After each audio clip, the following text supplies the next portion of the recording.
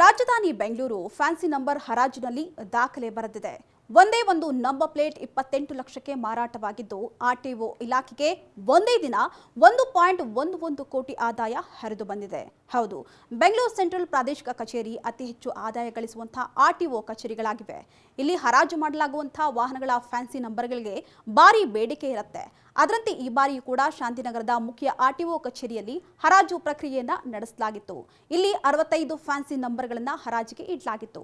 ಅದರಲ್ಲಿ 14 ನಂಬರ್ಗಳನ್ನು ಮಾರಾಟ ಮಾಡಿದ್ದು ಕೋರಮಂಗಲದ ಫ್ಯಾನ್ಸಿ ನಂಬರ್ ದಾಖಲೆಯನ್ನ ಬರೆದಿದೆ.